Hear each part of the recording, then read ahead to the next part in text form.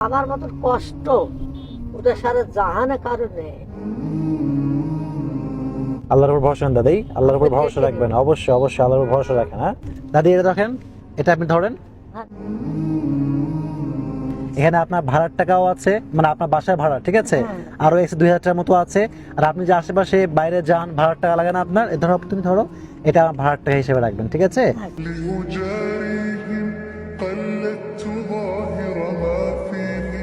فبدوت شخصا آخر كي أتفاخر وظننت أنا أني بذلك حزت غنى فوجدت أني خاسر فتلك مظاهر